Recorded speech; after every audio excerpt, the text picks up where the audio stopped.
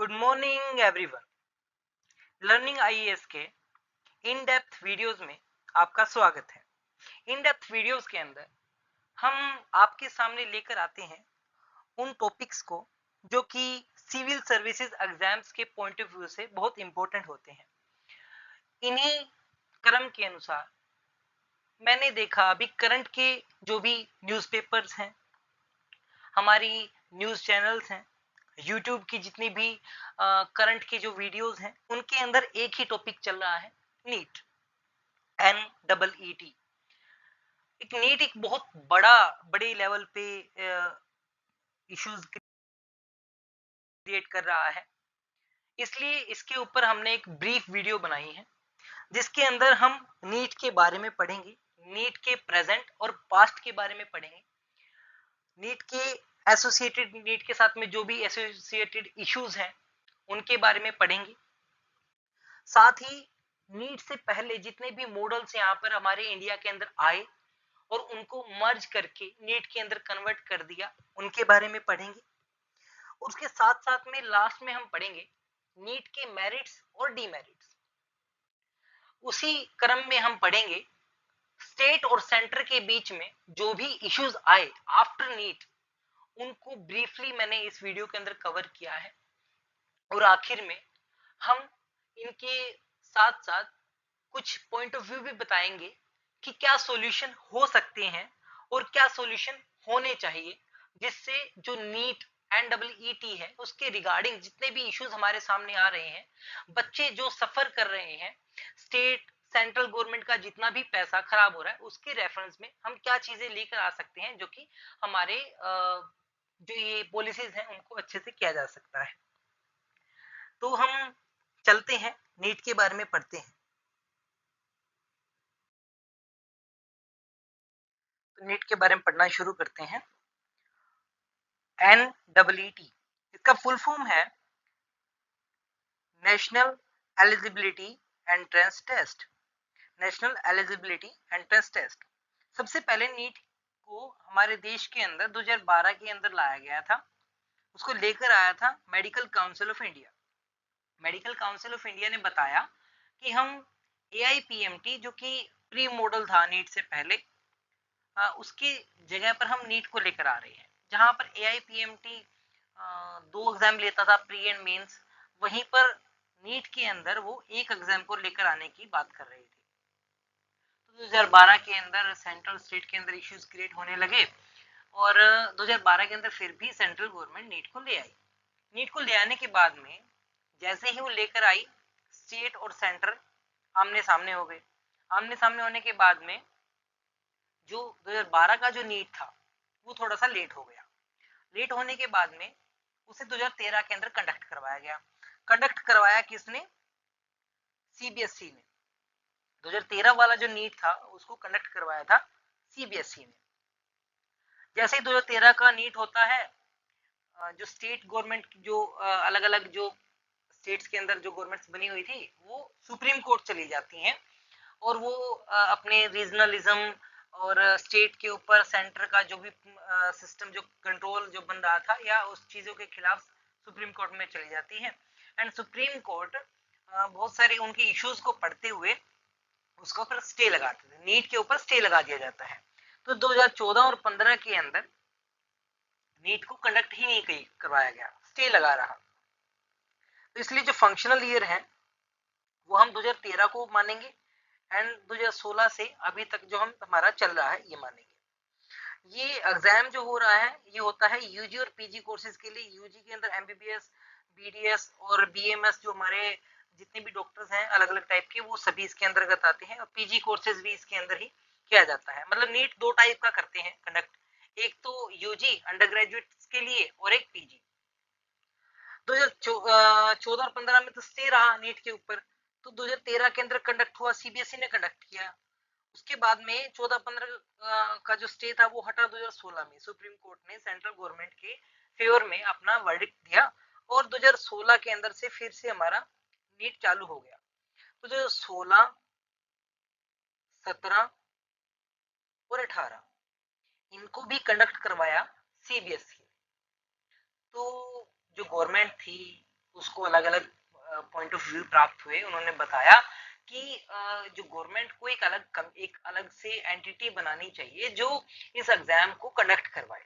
उसके बाद जो इस एग्जाम को कंडक्ट करवाने का जो भी प्रोसेस था, जो भी ठेका था, वह दिया गया एनटीए को। और 2019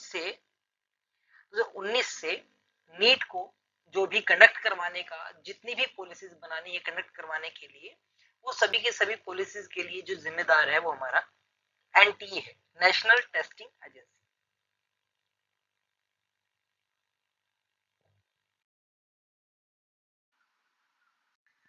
तो हम पिछली स्लाइड में पढ़ रहे थे नीट के बारे में कि नीट नेशनल लेवल पे ऑर्गेनाइज किया जाता है। मेडिकल कॉलेजेस में एडमिशन के लिए एक एंट्रेंस टेस्ट है ना। तो उसके साथ में अब मैं इस स्लाइड के अंदर कवर अप करने चाहूंगा उन चीज़ों को कि नीट से पहले हमारे इंडिया के अंदर कौन सा एग्जाम प्रिवेल कर रहा था, कौन सा चल रहा था।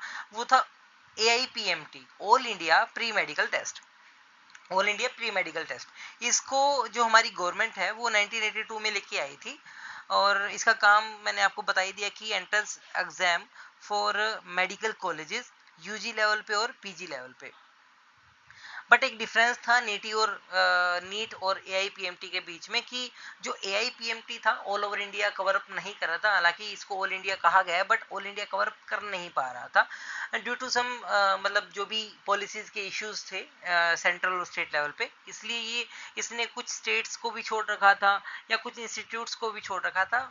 जो जो इंस्टीट्यूट AIPMT से बाहर थे और पैरेलल चल रहे थे उनके बारे में भी मैं बताऊंगा नेक्स्ट स्लाइड्स के अंदर। तो ये जो एग्जाम क्या कर रहा था, एंट्रेंस एग्जाम था मेडिकल कॉलेजेस के अंदर यूजी और पीजी लेवल के एडमिशन्स के लिए। और आंध्रा, तेलंगाना, जम्मू कश्मीर इसकी कवरेज से बाहर थे पहली बात।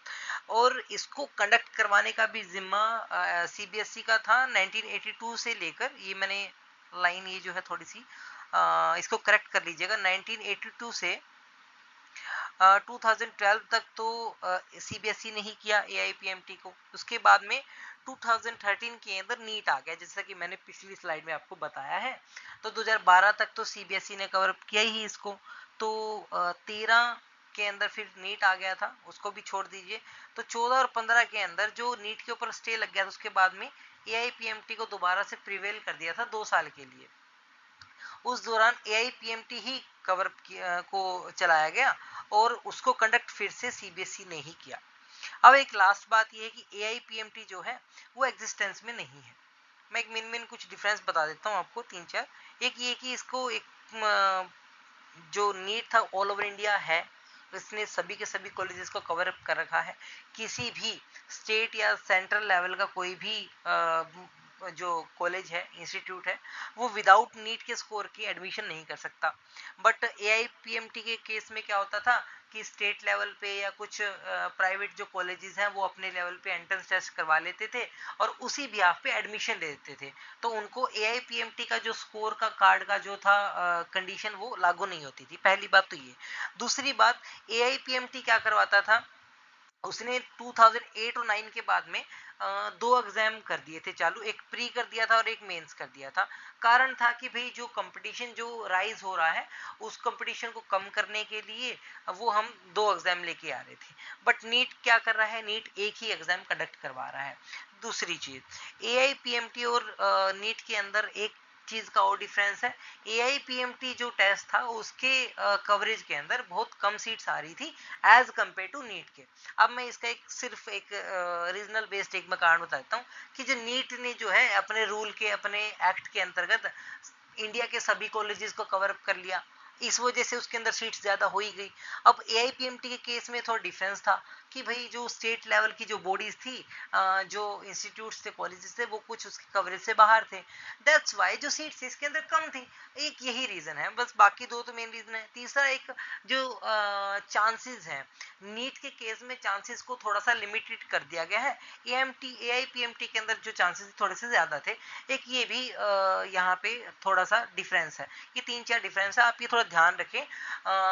आंसर राइटिंग के केस में या प्री का कोई भी अगर क्वेश्चन आ जाता है उसको थोड़ा सा टैकल करने के अंदर काम आ सकता है। स्टेट गवर्नमेंट जॉब्स के भी एग्जाम के दौरान हमारे काम आ सकता है। अब मैं नेक्स्ट स्लाइड के अंदर पढ़ूंगा AIPMT के साथ में कौन कौन सी पैरेलल पैरेलल जो एग्जाम्स थे जो चल रहे थे, जो मेडिकल कॉलेजेस के अंदर एडमिशन के लिए एंट्रेंस टेस्ट ऑर्गेनाइज कर रहे थे, कंडक्ट कर रहे थे। साथ साथ में जैसे इसको सीबीएसई कंडक्ट करवा रहा था एग्जाम को, तो उनको कौन, उनके केस में कौन करवा रहा था। तो नेक्स्ट स्लाइड पे चलते हैं।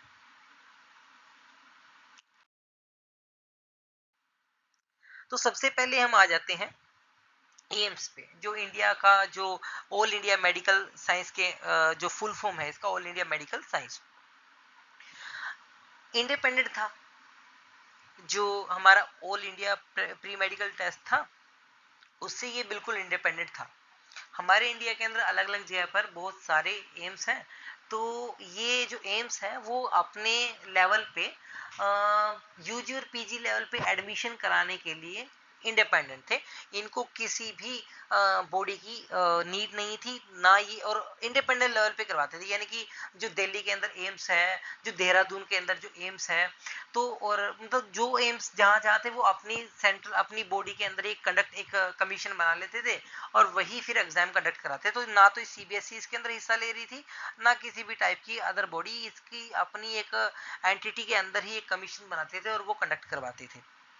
ठीक है, तो अलग अलग एम्स है तो अलग अलग उनका फाउंडेशन ईयर होगा, तो एस्टेब्लिशमेंट ईयर होगा, तो वो उनके लिए सबके लिए अलग अलग है, इसमें वो ज्यादा इंपॉर्टेंट है भी नहीं। तो फंक्शनल ईयर क्या है, 2019 तक ये एम्स ने अपने लेवल पे एग्जाम, जो एंट्रेंस एग्जाम कंडक्ट करवाया 2019 तक।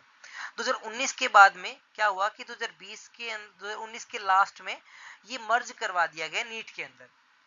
जो अभी करंट का हमारा नेशनल एलिजिबिलिटी एंट्रेंस टेस्ट जो चल रहा है उसके अंदर मर्ज करवा दिया गया और अभी ये करंट में एग्जिस्टेंस में नहीं है।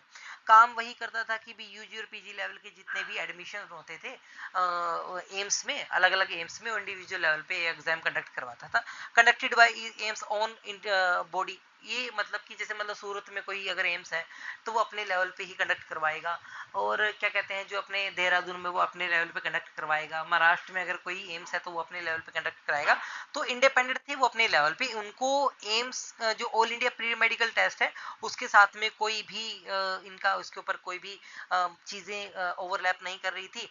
तो एक ये चीज की जितनी भी सभी सीट्स थी वो AIIMS All India Pre Medical Test से अलग होती थी, अलग अलग लेवल पे अलग अलग एम्स अलग अलग टाइम पे कंडक्ट करवाती थी। अब मैं थर्ड स्लाइड में पढ़ूंगा एक और भी इंस्टीट्यूट था जो कि All India Pre Medical Test के पैरेलल में एग्जाम कंडक्ट करवाता था, और वो एग्जाम अपने लेवल पे कंडक्ट करवा के अपने कॉलेजेस के अंदर एडमिशन उसी स्कोर के भी आप पे करवाते थे। चलते हैं दूसरी स्लाइड पे।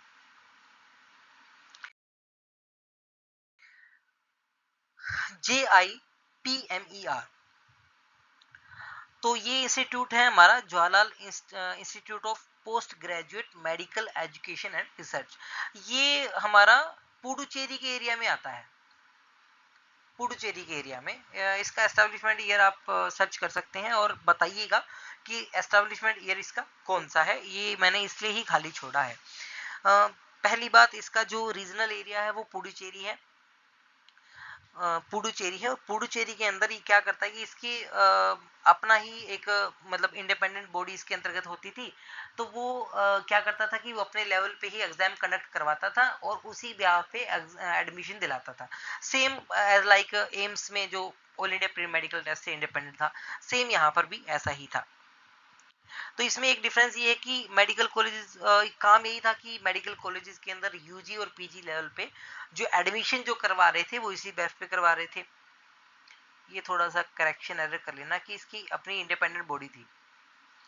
जो JIPMER है इसकी अपनी इंडिपेंडेंट बॉडी थी जो कि एग्जाम कंडक्ट करवा रही थी।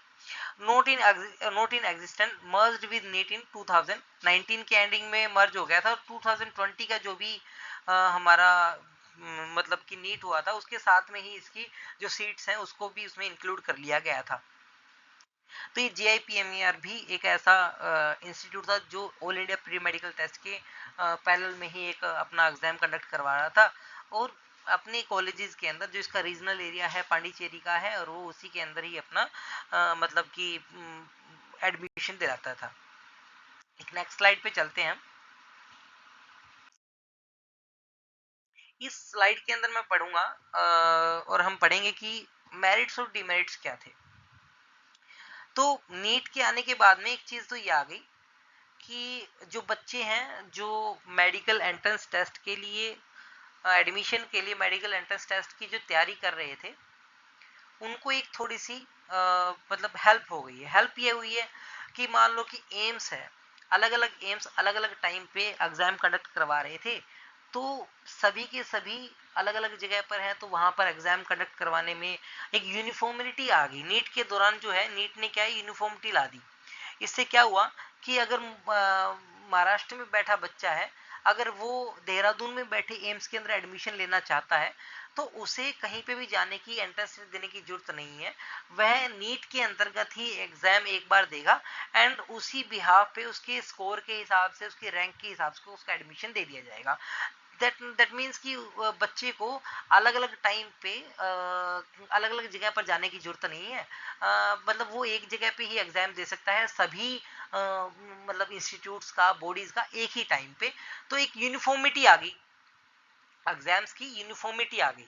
तो यानी कि भाई मेरे को अगर जीआईपीएमईआर के अंदर एडमिशन लेना है तो मैं उसको तो मेरे को रैंक के बिहाफ में मिलेगा उसके अंदर एडमिशन, इस बिहाफ में नहीं मिलेगा कि मतलब मैं वहां पे जाके ही स्पेशल जाके एग्जाम दूं। तो एक ही एग्जाम के अंदर देहरादून के अंदर एडमिशन लेने वाला भी बच्चा एग्जाम में बैठेगा, वहीं जीआईपीएमईआर के अंदर एडमिशन लेने वाला बच्चा भी बैठेगा। तो वहां पर ये वो चीज खत्म हो गई है। एक तो यूनिफॉर्मिटी मतलब ये आपको क्लियर हो चुकी है। दूसरा एक चीज और क्लियर हो गई यहाँ पे, सिलेबस। यानी कि नीट के अंदर कहते हैं कि सीबीएसई जो सिलेबस है, सीबीएसई पैटर्न के लेवल पे जो सिलेबस है वो चलाया जा रहा है।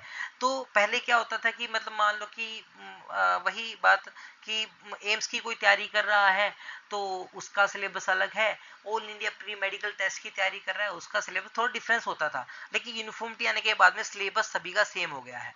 टेस्ट पैटर्न भी सेम है। तो पहले पैटर्न डिफरेंट होता था, जैसे All India Pre Medical Test के अंदर 2 एग्जाम होते थे, जीआईपीएमईआर का जो एग्जाम पैटर्न अलग था उसमें 2 होते थे या 1 होता था, वो अलग अलग था। तो लेकिन इसके अंदर टेस्ट पैटर्न भी सेम हो गया। टाइमिंग ऑफ द टेस्ट, जैसे देहरादून का कोई भी अगर All India Pre Medical Test के बारे में ही ले लेते हैं, मतलब मान लो अगर इसने जून के फर्स्ट वीक में करवाया और देहरादून वाला जो एग्जाम है वो सेकेंड वीक में हुआ और हो सकता है मई में हो गया हो, तो जो एक टाइमिंग जो पैटर्न था वो भी डिफरेंट था। बच्चों को स्ट्रेस लेवल पीक लेवल पे भी आ जाता था। तो अभी क्या है कि आपको एक कंफर्म एक टाइम पता है कि भाई नीट का एग्जाम होगा और उसका इस टाइम पे हो जाएगा एंड आपको एक ही टेस्ट देना है, एक ही टेस्ट देना है और एक ही दिन देना है और फिर आपके बाद में आप हर एक मतलब आपका जो रैंक है उसके बिहाफ पे आप एडमिशन ले सकते हैं। तो uniformity of syllabus, uniformity of test pattern और टाइमिंग की भी यूनिफॉर्मिटी आ गई थी।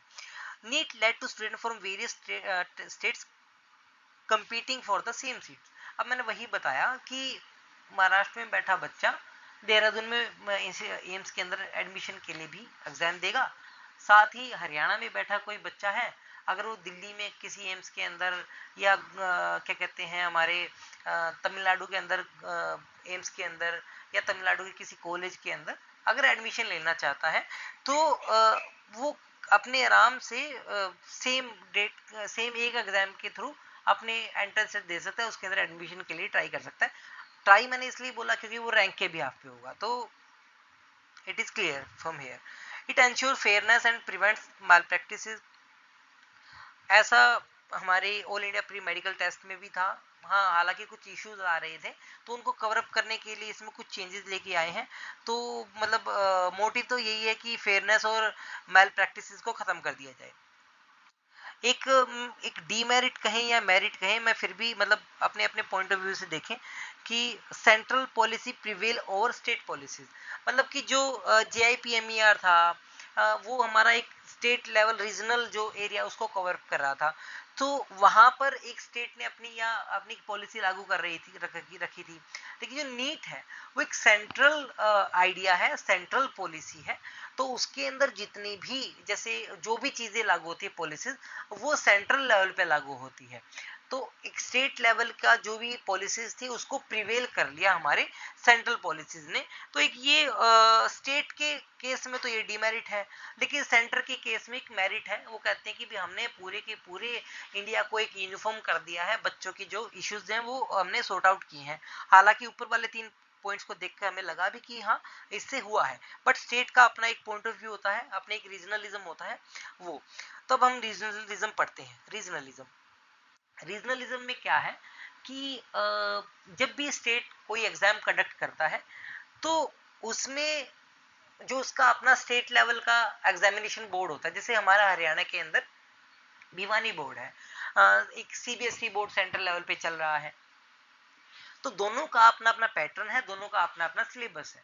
बट नीट ने क्या किया, सीबीएसई को ले आए, मतलब सीबीएसई के बोर्ड को ले आए, और इससे हुआ ये कि अलग अलग स्टेट में जो रीजनल जो सिलेबस चल रहा है, जो रीजनल पैटर्न चल रहा है, उसको नीट ने प्रिवेल कर लिया, और बहुत सारे बच्चों को इश्यूज आ भी रहे हैं। इस पॉइंट पे एक डीमेरिट है ये, इसको कवर किया जा रहा है। May be government is doing some work on this issue, और स्टेट इस पॉइंट को बड़ा लेकर आगे लेकर चल रही है।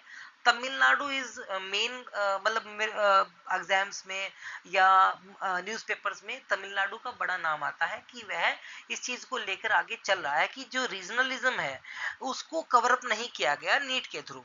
Central reservation over state reservation, normal सी बात है कि सेंट्रल पॉलिसी के अंतर्गत ही आता सेंट्रल रिजर्वेशन, और उसको उसने प्रिवेल कर लिया स्टेट रिजर्वेशन को, क्योंकि स्टेट रिजर्वेशन ही स्टेट पॉलिसी के अंतर्गत आता है। एक ये पॉइंट। एक आप पॉइंट लिख सकते हैं कि जो हमारी चांसेस है, चांसेस अलग अलग स्टेट बॉडी सेंट्रल बॉडी के अंदर, एआईपीएमटी और नीट के बीच में ही डिफरेंस जब हमें शो हो रहा है चांसेस का, बच्चों को जो चांसेस दिए जा रहे हैं, तो नॉर्मल सी बात है कि एआईपीएमटी, जेआईपीएमईआर और एम्स, इन सभी के अंदर जो चांसेस दिए जा रहे थे वो भी डिफरेंट डिफरेंट ही थे, और नीट के साथ में तो डिफरेंस बैठ ही रहा है। एक ये हमारा बड़ा मेरिट डिमेरिट आ जाता है कि जहां पर मतलब किसी स्टेट के अंदर, स्टेट इंस्टीट्यूट या बॉडी के अंदर कम थे, और नीट के अंदर नीट और उसके कंपेरिजन में नीट में अगर ज्यादा आ गए हैं तो मेरिट है। एंड अगर कहीं स्टेट बॉडी के अंदर अगर ज्यादा थे और नीट के अंदर कम हो गए हैं तो वो एक डिमेरिट है। वो अपने अपने मतलब क्या कहते हैं, स्टेट के हिसाब से स्टेट का अपना पॉइंट ऑफ व्यू है। ठीक है, तो हम नेक्स्ट स्लाइड पे पढ़ते हैं कि हमारे सॉल्यूशन क्या हो सकते हैं।